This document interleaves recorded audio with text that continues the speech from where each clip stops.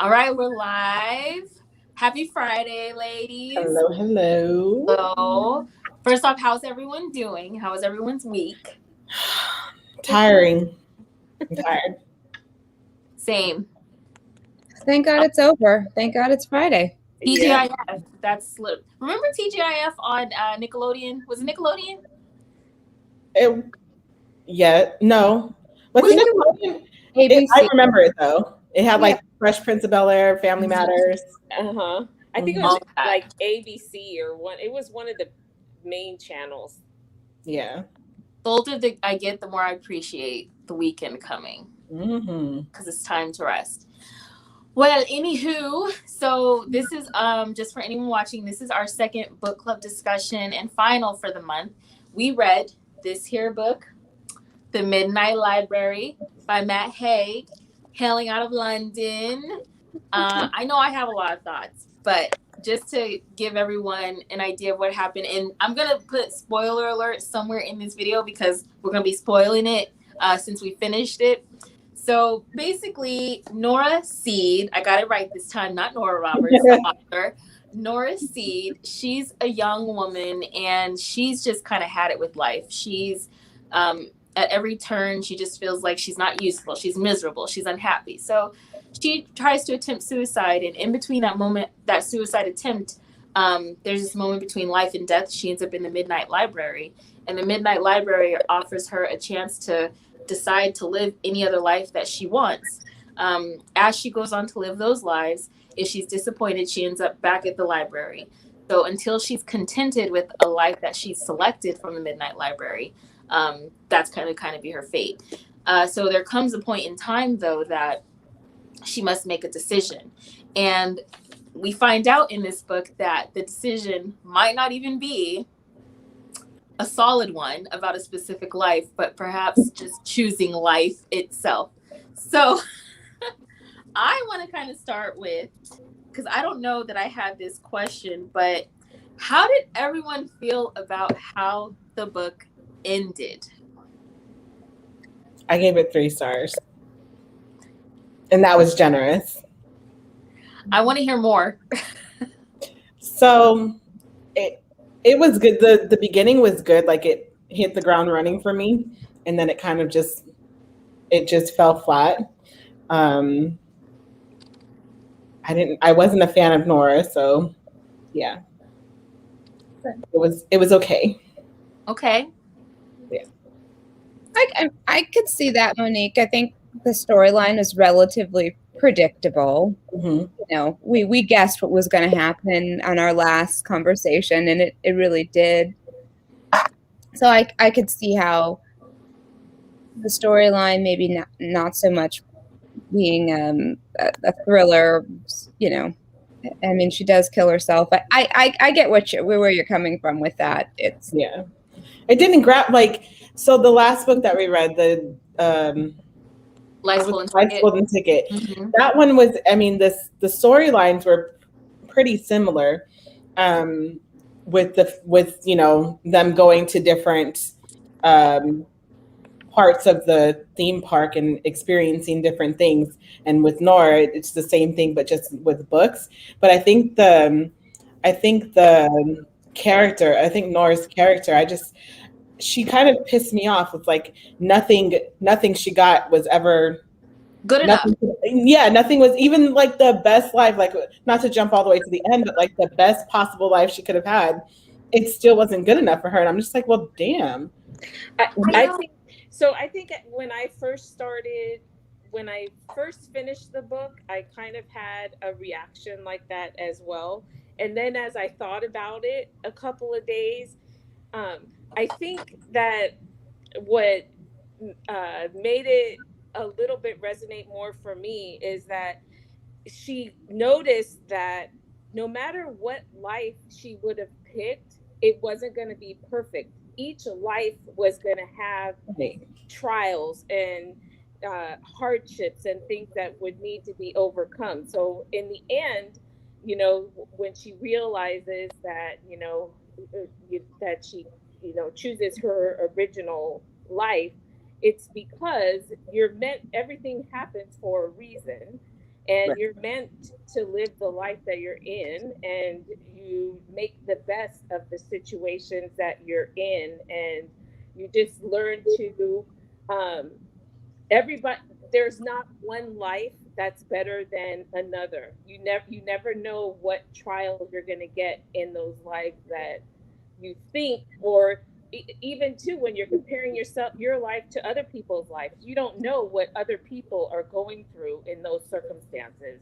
The rock stars are going through their problems, Right. the Olympians are going through their problems. Everybody's going through problems in life, and I think that with social media and everybody always putting the best parts of their lives on social media, it makes people think that um, it's always flowers and roses, that these people don't go through issues like, say us normal people, or Right. not famous people. So I don't know. I at first I had the same thing, like what I was like, wow, I think that this book was a little overrated. Um, but as I thought about it more, I was like, I could see, how it could resonate with a lot of people. The more I thought about it, I was like, okay, yeah, I could, I gave it a higher rating as I thought about it, or sat on it a little bit. Yeah, no, I'm with you, Diana. And I wonder, so that's kind of where I was thinking, like, because you know how with the life that the perfect life, right? She anticipated that it was going to go bad. And so it did go bad. And so that's how she ended up back at the Midnight Library. And so that it was kind of that realization that made me kind of agree with what you're saying too, Diana, which is why I was able to give it about 4 stars. I just wish she would have selected life, because then you're just like, well, how would that have turned out? Not to jump to the end, but yeah, I could only have imagined if, one of the main characters, or one of the love interests, Ash, had popped back up at her door. Or you were rooting for Ash, weren't you? I really was. I was so disappointed. At first I was really into Hugo, and I was like, oh my gosh, he speaks a different language. He's a little bit different. And then because he was a slider like her, I was like, but she met someone who's going through it too. They're going to end up, I just knew it. I was like, oh yeah, this is how it's going to go. So I was a little bit disappointed when that didn't happen. Then I was disappointed about Ash. So these books don't always go. I was more disappointed that she lost the opportunity to be with her daughter, but I think the point is that she could still have that life. Right. Yeah. I think what made me mad is that it took her going through so many different lives to realize that her life can be whatever she wants it to be as long as she chooses to live. And that, I think that's the part that made me the most like, oh my God, she's going in another life again. Oh, that's not good enough for her. Now she's going into another one. Like, just choose to live, lady. Mm-hmm. Aaron, I think we just got a little glimpse of Voltaire a few times. Oh, sorry, my cat Boots. I was like, your cat's name is Voltaire too. Very cute. Oh.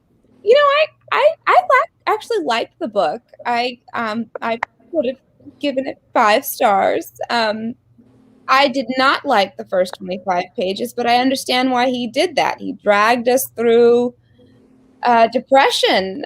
He took us down to Nora's level, where she was at mentally, and then he kind of brought us back.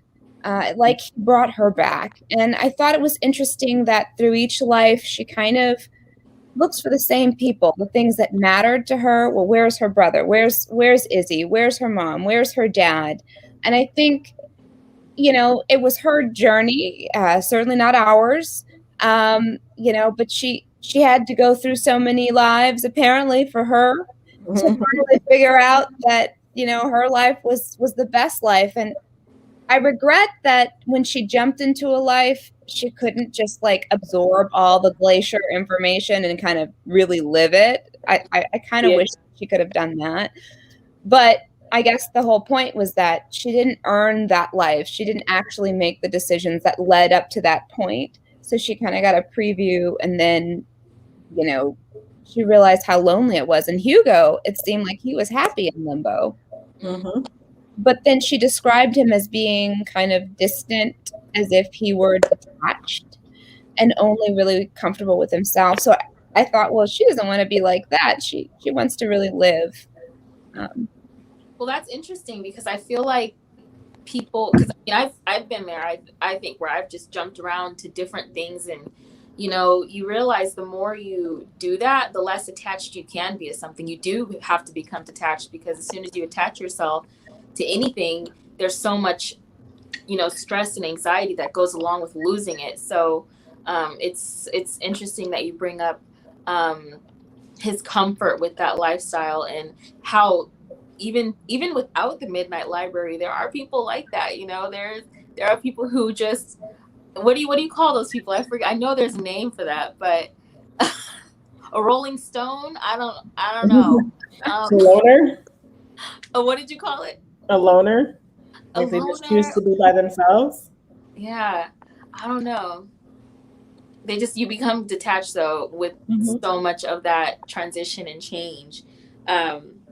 But that brings me back to, so one of the discussion questions is, what was one of the key realizations that you think that brought her back to, hold on, let me just pull the question up, that made her want to go back to her original life. So for me, the one that I came up with was, this was in the Successful Life chapter, I believe, or I'm sorry, The Tree That Is Our Life, rather. What page is that? That's page 112. And then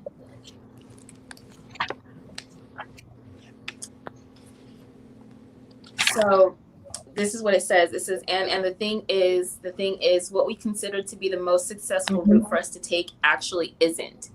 So I think this is I have that tabbed. yeah, Yes. because that's so, you know, that kind of reminds me too, back to, you know, when we read Life's Golden Ticket. You have this grandiose idea of what you believe is going to be a good life, and that's what's going to make you successful. And sometimes it ends up having the complete opposite effect, because, you know, you end up sacrificing something for that life. Mm-hmm. You know, I don't know, but does anyone else have thoughts about, like, because there were a lot of opportunities or realizations that she had that made her want to go back to her original life. I think there were some on the boat. I kind of got the sense that she wanted to have earned where she was, and she kind of felt like she was lying. Like when she was with oh god, the dog boyfriend. Yeah. I can't think of his name. But she was with him, she kind of felt bad because she didn't love him. And she said that, you know, stepping into life wasn't the same thing as accepting the emotion of the life. So she felt that he deserved the Nora that loved him, and, you know, the dogs in the house, all that stuff. 10,000 dogs. That's me. I couldn't have had that life. No, thank you. So I think that what I have tabbed is like the first moment that she realizes that she doesn't want to die, that she wants to live, and that's when she's about to be attacked by the polar bear. I have that tabbed in that, like, I'm sitting here like, yes, that should have been her wake up call. Like, yes, you want to live, choose life. But then she, you know, she kind of gets stuck in that life for a while, even after the whole polar bear incident. And that's when I think she meets Hugo. And then she winds back up in the Midnight Library, and then she, you know, doesn't end up choosing life, even though she realizes that she wants to live. She still doesn't know what kind of life she wants to live. But that's the first pink, meaning like the first happy thing for me, is when she decided that she wanted to actually live for the first time, like when she realized it for the first time. I thought that was cool. Yeah. I agree. Diana, what about you? Was there any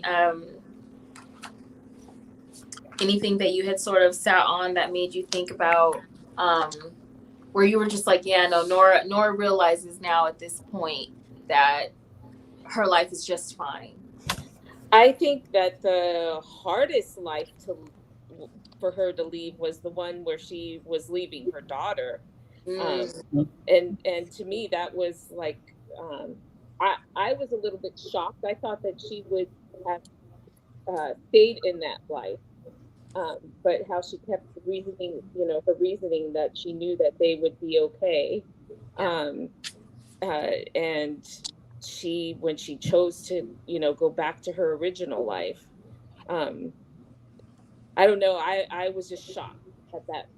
I know that was one of my, that was like one of my disappointments too, because Mrs.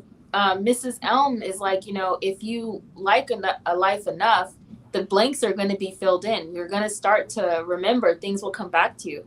But, she's sitting with Ash, and it's almost like she's digging this hole again, because she's just like, I don't think this life, in her mind, she wants it to end because she just doesn't, she feels like such an imposter. But I'm just like, but you're not, it's good. The blanks will be filled in. Just give it some time.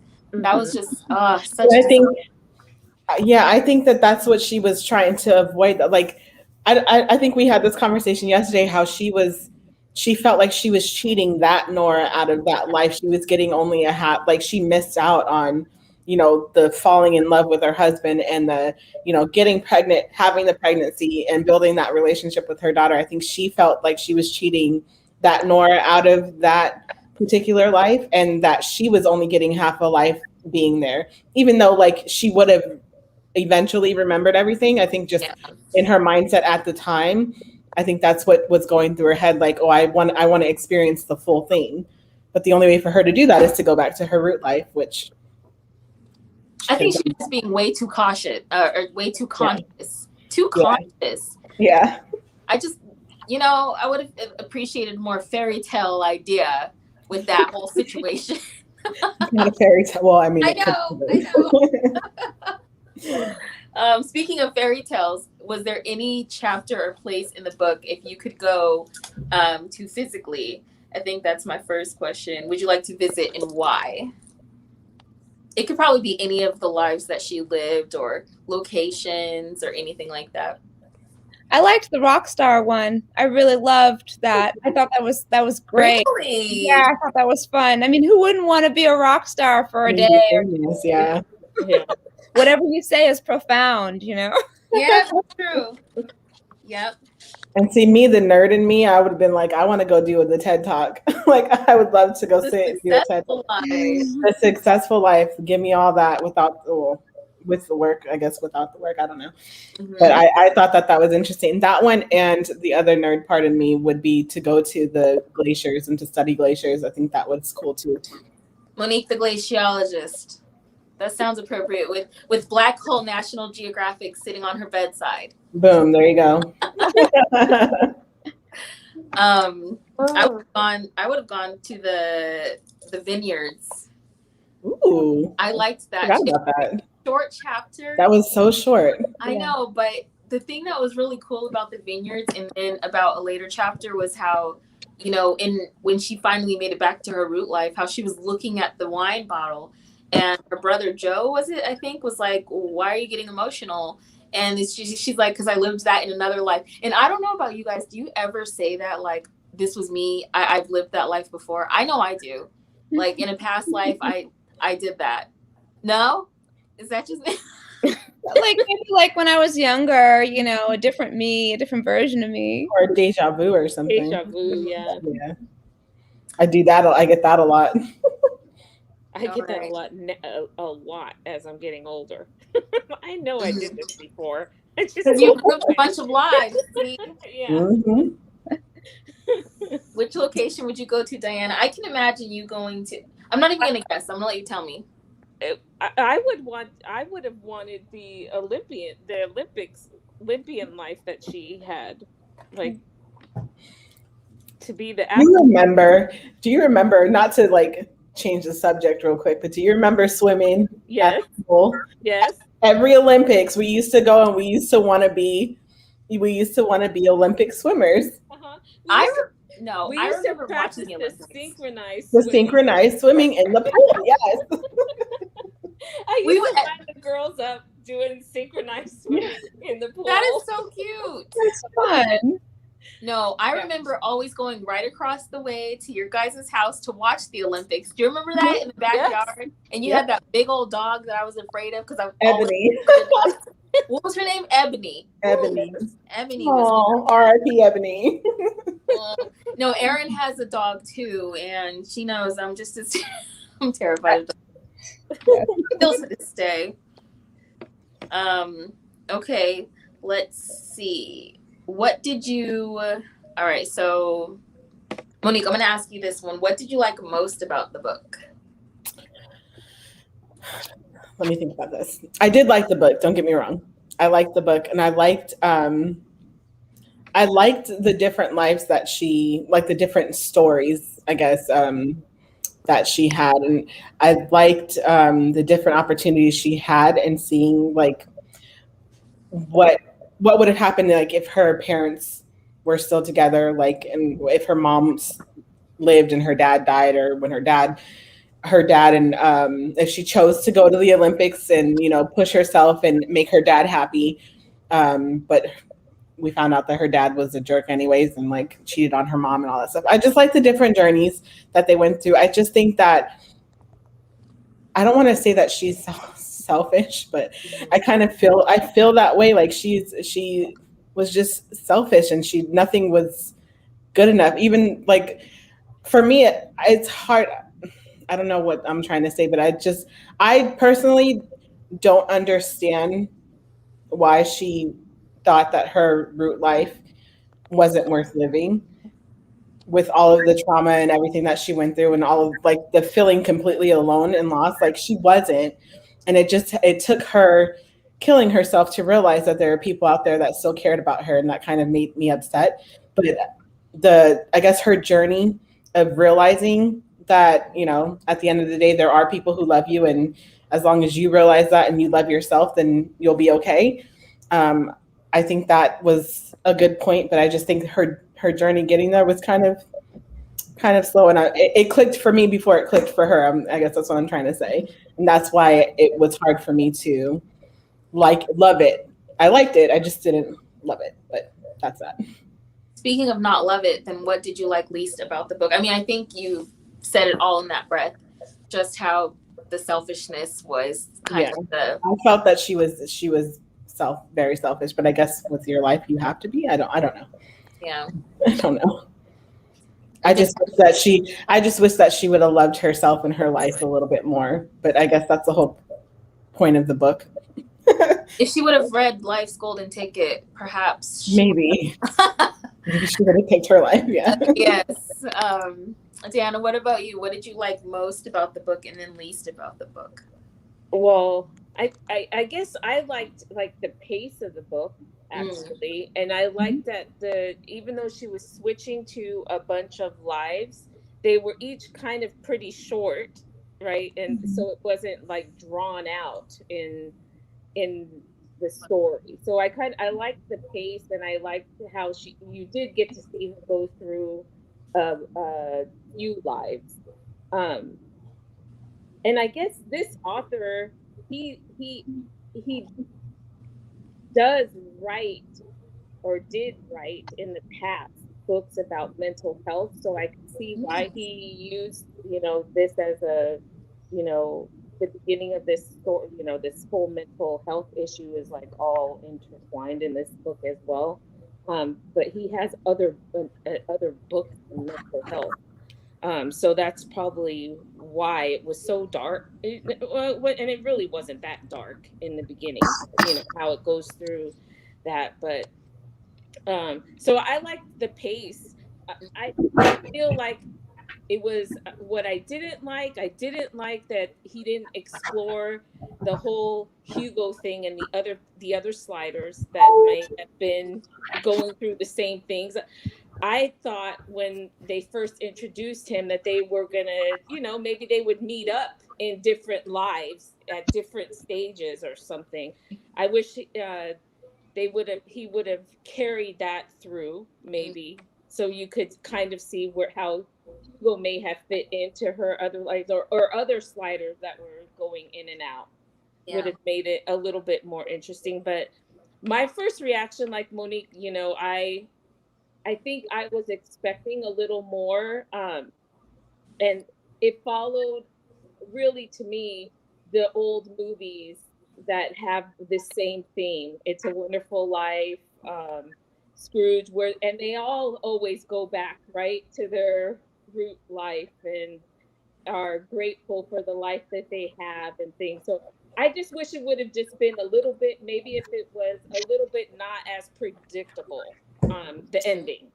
Yeah. But it still was a good book, especially for someone, if people are going through, people that are going through some type of mental health issue. I could see that this book can give them a little bit of hope or glimpses of things that they should be grateful for in the life that they are living. Because even Nora, I mean, there's her situation where she was, that her root life when she committed suicide, that is not the worst that has happened to people, right? Like, so there's a lot of people living a lot worse lives than what she was living when she was deciding to kill herself. So Mm-hmm. Yeah. anyway, that's just what my thoughts anyway.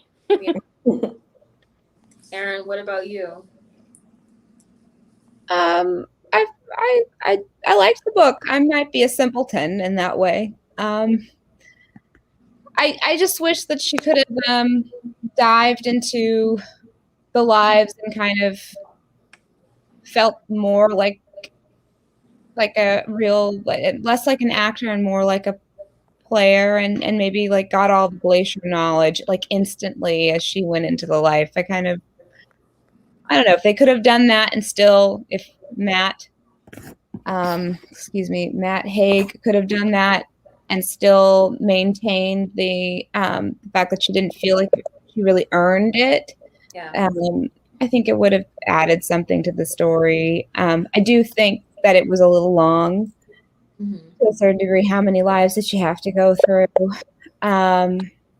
But most of them, I think at the beginning, it's mostly like her playing out what other people wanted to see her do. So it made sense.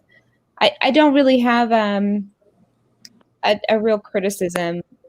I enjoyed the book from start to finish. I did not read it a second time before our meeting, but I got something out of it. I think people who read it will get something out of it too. Yeah. It's okay to appreciate the simple things of life. You don't have to be the TED Talk, or the Olympian. You don't have to be the rock star. There's beauty in everyday life, and the things that you do that maybe you feel aren't that big of a deal, like giving someone a piano lesson, maybe make a big difference in a small way, or maybe even a big way, but they make a difference. So I thought it was a great celebration of enjoying your life as it is, and I enjoyed the book. I think that what you mentioned is something that I did like most about the book, was just how she started to see the impact that others around her were having without her basically alive.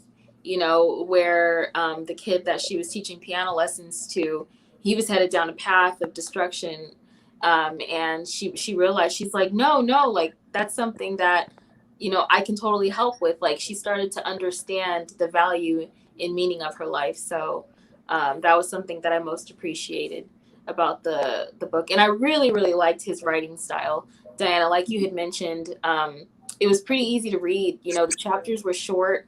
The lives were pretty short. I got excited every time she started to get disappointed, because I'm like, oh, she's going to disappear into oblivion. And I don't know if you guys have seen, there's this movie on Netflix. I just watched it. It's called Synchronic. Have you heard of it? No. Okay. It has, oh my gosh. I'm going to forget the guy's name, but I feel like Synchronic is literally the Midnight Library in movie form. It's really, really good. I would recommend that you watch it now that you've read this book, because you're gonna be like, did they get the storyline from the Midnight Library? At least that's how I felt. So overall, the book, it did. I think I feel like I liked how it made me reflect on my life, because I always tend to think of I kind of believe in this fact that, you know, we are consciousness, we have lived different lives. Like, you know, having deja vu is an indicator of this is a path that we're either supposed to be on or a path that we've traveled in a previous life before. I truly believe in that stuff. So I felt like the book did a good job of explaining consciousness on many different levels. And just in how, because again, I use that phrase often where, yeah, maybe in a past life I did that, but really a past life is like, I just don't do that anymore. You know, in a past life, I was like partying, you know, in a current life, I don't party anymore, you know? And so even though this is using like quantum physics, it still is very relatable to how, what growth feels like, you know, what it feels like to move on from something that you used to do into something that now you enjoy, and having those everyday realizations along the way where you're like, old me would have totally done this and new me just won't. You know, I felt like that's how the Midnight Library became really relatable too. That was super long-winded. So now so I don't know if this is kind of the same question, but which location in the book would you most visit? We already touched that one, but which alternate reality did you find the most interesting? Did you find the same alternate reality the most interesting is the one that you'd like to visit, or perhaps that was different?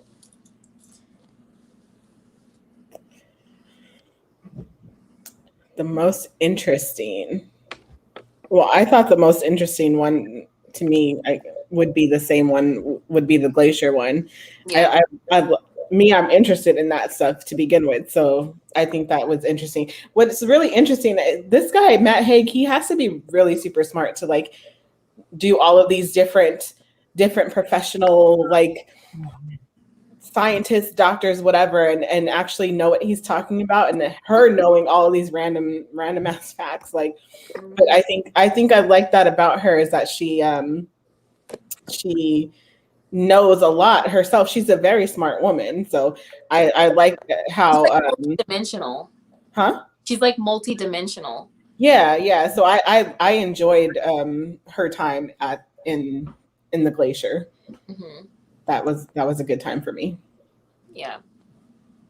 I still like the rock star one. I'm sorry. I thought that was awesome. She's up in front of how many thousands of people, and she's singing the song, and then she gets to talk to Matt Bailey. You know, I had to Google who he was. I don't know if he's real or not. He's real. Huh? Is it Ryan Bailey? The Ryan Bailey guy? He's real. He is. Yes. I Googled him. He's real. I had no clue. I had no idea either. Ryan, sorry, I want to know who he is now. Well, that's what's really cool, is that he really did make reference to things that existed. Like, there were a few times when I got super excited about that her father, she was like, you know, I inherited the regrets of my parents because, like, my father, he left St. Puglia, Italy. And I was like, nowhere in my life, like, I was born in that same place, Brindisi, Italy, Puglia, and I was a military brat. No one knows where that is. And I was just like, just the fact that like Matt Haig put that in the book, I was like, this book is for me. And then he was like, you know, and then towards like the end of the book, she's like, oh, you know, maybe I'll go to Massachusetts and study. I was like, again, this book is for me. Like, who do you know? What author do you know is referencing like Puglia, Italy in the same vein as like Massachusetts? And for some reason, that just aligns with your life. Like, who do you know? So I got really enthused about that. But you know, the Rockstar Life was probably the one that I found most interesting too, because it seemed like that was when she was in her element, and even in it, she took a lot of control in that life too. I loved how she, when it came to like the audience and stuff like that, and the band members, because she had no memory of what it was that they were, you know, playing, how she was just like, no, we're gonna do it this way. I was like, that's right, rock on, Nora, rock on. And then it ended up being like a hit, Yeah. you know? Mhm. Diana, which one did you find most interesting? Yeah, I would definitely say the Rockstar one too. And exactly what came to my mind when I was reading it, I don't know, like I'm a huge Selena fan. So you remember when the crowd was going crazy and Selena gets up there and does The the whole quiet down. all slow, right? And she quiets them down. That's exactly what I was thinking when Nora was doing this whole thing with her stage, her stage presence. I was thinking of Selena. And see me, I did the opposite. I pictured Bohemian Rhapsody with him. Yes. Big concert at the end. Like her just being like, we love you. No, I was a fan of how he was like giving us visualizations. She's like, she's got this emo dark black hair. And then she's like, I've got a flat tummy in this one. In this one, I'm like, wow, this is some good visualization. I could literally picture it. Oh yeah. Yeah. So would you, if you could change the ending, I'm pretty sure, Monique, you would. I just think that, she goes through a lot of lives, and half of the lives, like the majority of the lives that she goes through, we don't even see. We just hear it, that she's gone through so many lives. And I just think that I just don't understand why it took her so many lives to realize that she should live. And so I think that's probably something that I would change. But then again, it's her story. So like Erin said, it's her story. She had to figure it out. I just figured it out before she did. So, but I don't know. I don't think, because at the end, I would want her to choose to live her life. So I don't think that I would change anything about the ending. Just her journey of getting there. I think I would have changed that a little bit. Okay.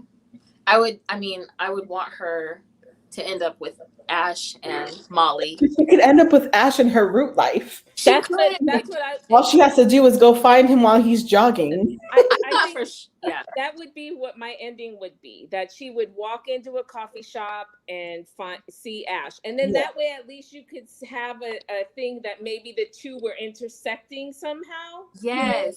Something like that I would have liked to see at the end, so that she had kind of had the best of both worlds, right?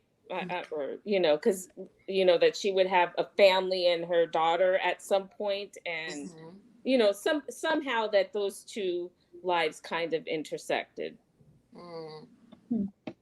I know. I was kind of hoping that, I think it was Mr. Banerjee or something, when he took her to the hospital and then she saw his car, I was like, is he going to be the surgeon to operate on her? Like, they somehow saved her life.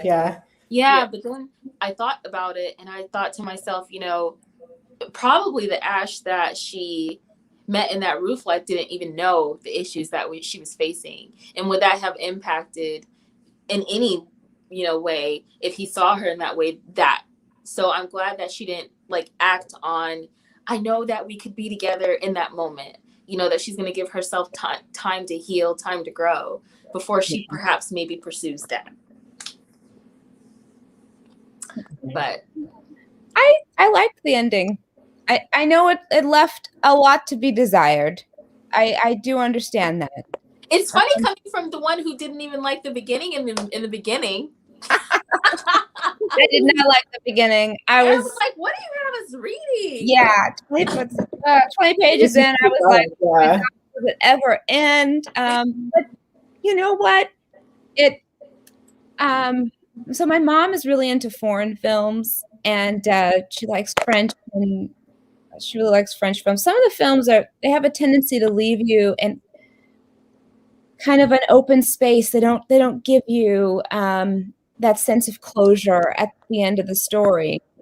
And I honestly, for the life of me, for the most of my life, I always looked at her and said, why do you watch this stuff? It's awful. And then one summer, I just watched a bunch of foreign films, and I finally kind of got the taste of what it meant, or the aesthetic of not giving you what you would kind of want. I wasn't necessarily disappointed that Mrs. Elm that she went to go visit Mrs. Elm. I thought that was actually a beautiful ending in the sense that she's sitting down after all the things that she went through, quantum leaps.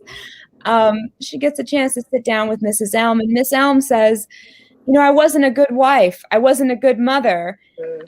I don't think I was, that great of a person. And some of the stuff were things that I think Nora was thinking in the beginning, that, I wasn't a good cat owner. I wasn't a good sister. Or, I didn't do what my father wanted me to do. And so I actually thought it was a beautiful ending. Maybe Nora will have a chance to work with Miss Elm or talk to Miss Elm and help Miss Elm realize that maybe her perceptions of herself aren't necessarily correct. So I too wanted to see Ash. I too wanted to see, more of a happier ending for her, more of a complete ending. But I was satisfied with the ending that was given. I know I'm kind of simple in that way. I can read a book and like it no matter what it is. Obviously, I did not like the beginning of this book. I wanted to set the fire. Honestly, I didn't say it enough because I texted Emma like, what the heck do you have me reading? I thought, I'm sorry, I don't know. But I enjoyed the book. I would recommend the book. I'm not sure that I would like take it like on the street corner and be like, read this book. No, but I don't think it should be required reading, but I got something out of it. And I did. Yeah, I think for the ending, the blank pages, I don't know if everyone picked up on that, but the blank pages at the end, did you guys notice that? I did notice that. Yeah, there's like 4 blank pages at the end of the book, and I got it, and I was like, okay, that's the author basically telling us either one, we write our own ending, our own story, or there's so much to be desired, because I know I left a cliffhanger for you.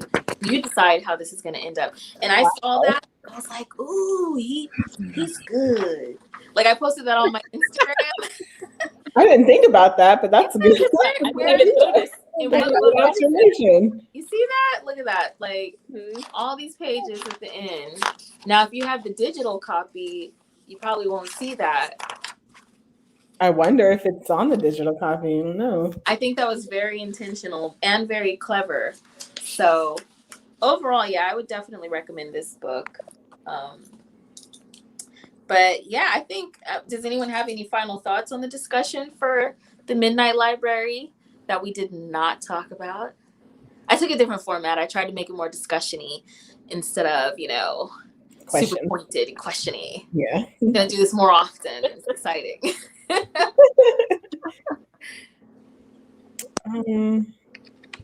I don't know.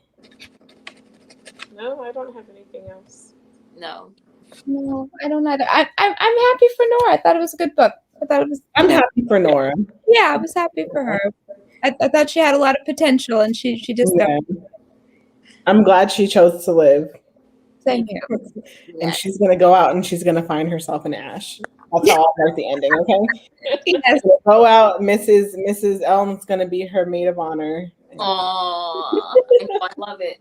Well, so we'll transition into what we have in store for next month and going forward. So I sent out a newsletter, and in the newsletter, I talked about the 3 books that we're going to be reading now.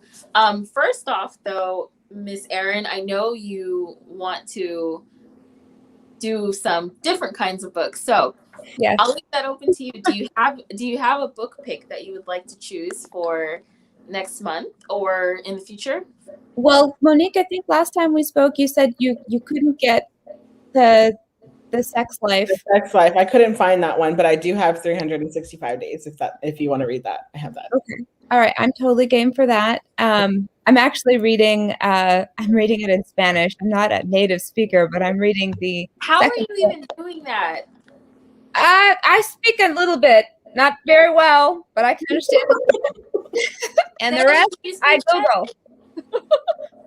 Diana, do you speak Spanish? No.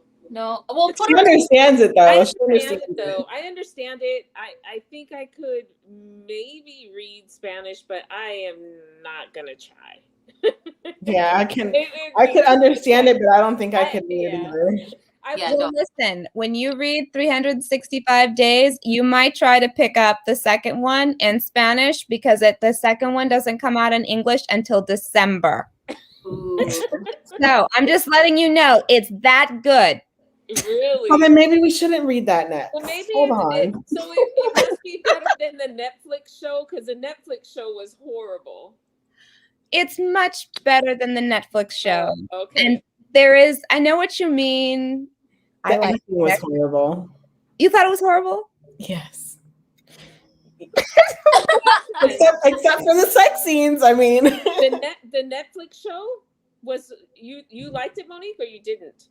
I mean, it was standard smut, so it was fine. But the acting was horrible. But I thought the story, there was a lot of things in the movie that was not explained, and I feel like when you read it, it's going to be so much better because you get, inside his mind, you get inside her mind, you understand what's going on. Because I didn't even realize that he was like the mafia don or whatever, and that he was at war with another mafia family, and that's like, I didn't get that the first time I watched it, and I was like, what the hell? What is he talking about? They can't get married because she's Polish, like, or whatever the hell she was. Oh, you just missed that because that was in the movie. It wasn't explained. Yes, it was. See, well, then I missed it. Yeah, you're right. Look, I've been married for a few years, and I got to tell you that this kind of stuff gets me through. So I 100%. Yes. not bad acting. Oh my God, what a saving grace. Yes. It was the smut was great. The smut was there. I love the camphor. It's great. That's funny. Oh yeah, this is live. You're fine. All good. That's what we're here for. So that's when I'll link to our website then for next month. I'll go ahead and update it. Which one is it? What is it? So it's the same title in 365 days. Yeah, they sell it at Barnes and Nobles. That's where I got it. Okay. All right. Yeah. I'll go get it this weekend. It's good. You won't want to put it down. You read it already.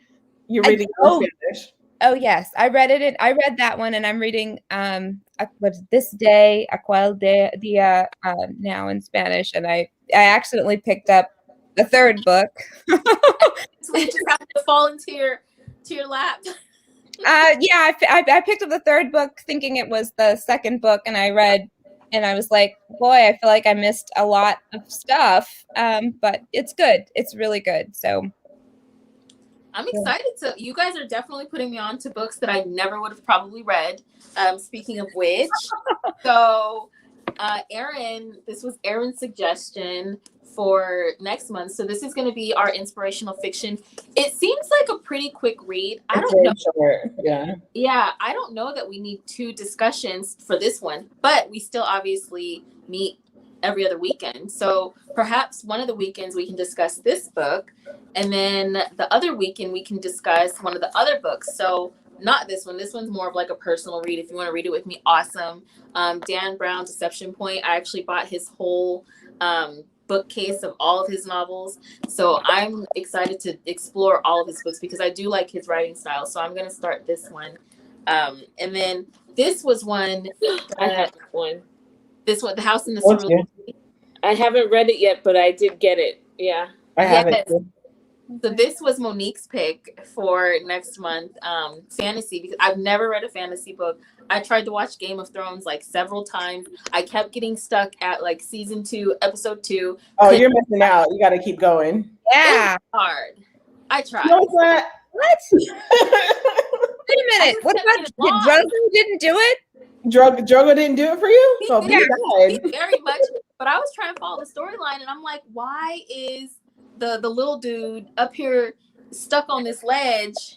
And I just couldn't understand why he was stuck on the ledge. So I was like, I give up.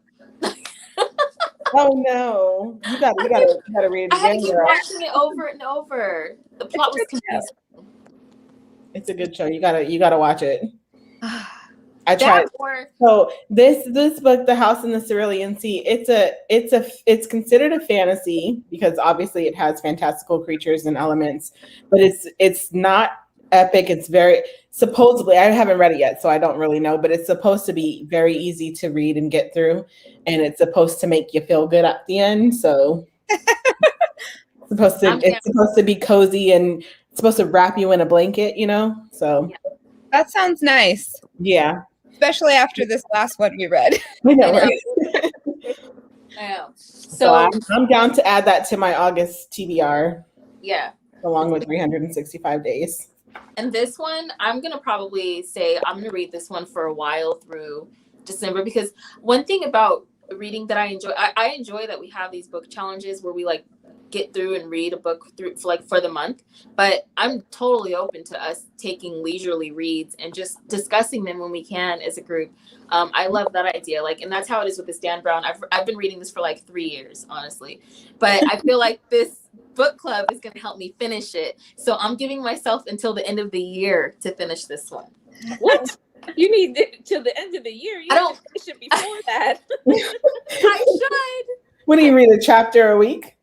Well, when I started it, this one I read pretty fast, so I'm already on page like 125. It was an easy read, but this is when I was reading like tons of books. I'm gonna do a declutter book with me situation, but my issue can be that I read a lot of books at one time. Like I'll start getting into something and then I'll say I need to read this one, but that's also when my brain wasn't trained to read as many books as I can now. Like this book club has helped me actually like plan when to read, read quicker. And so I feel like now I actually can finish this book much quicker and focus more in. And I think I was also still working on my education when I had started this book. And that's very hard to be reading like mandated reads and then leisure reads. You're just like, I don't have the time.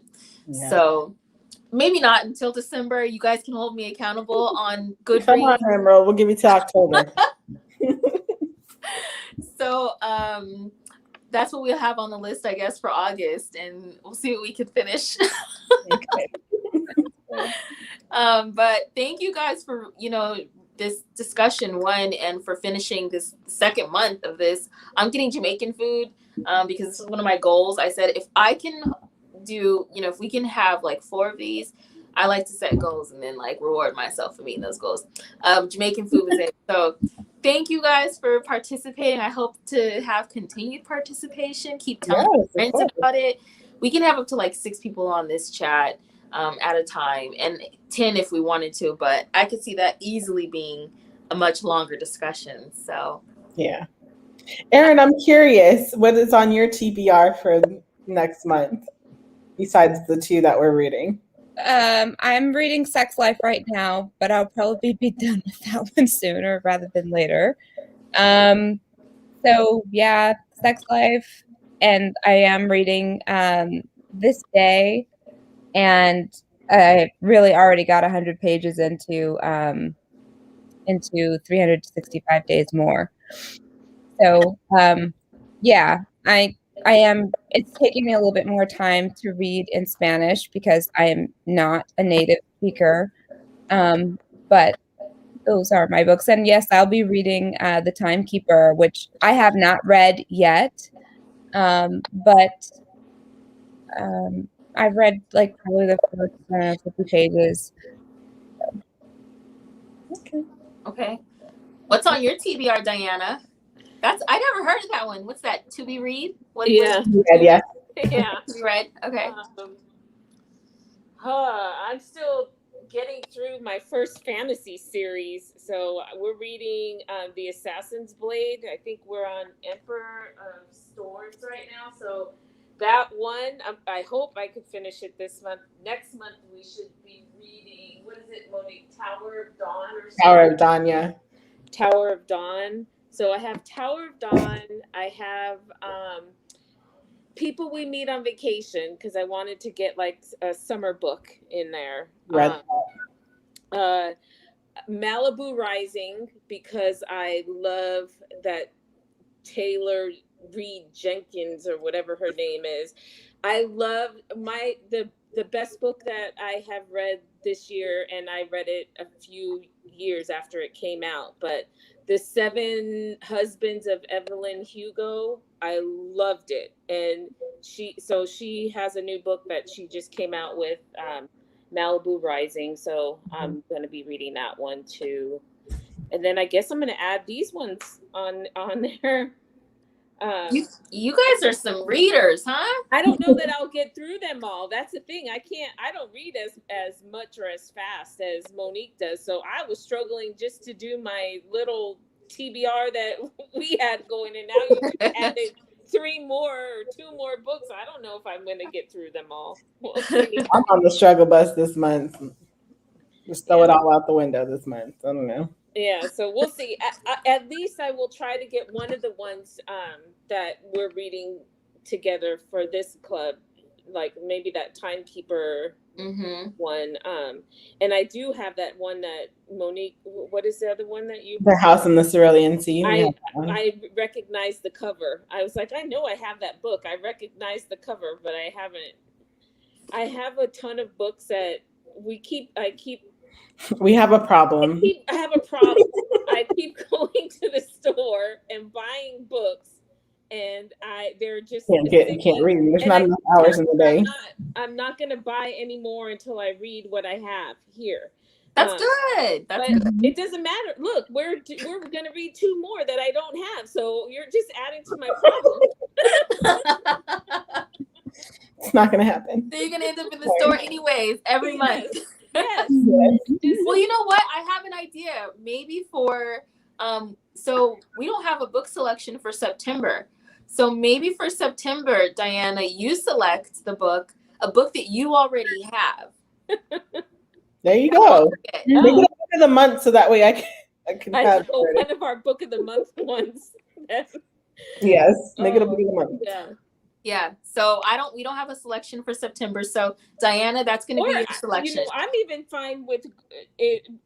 Like in the other book club that I'm in, I had told Monique what they do.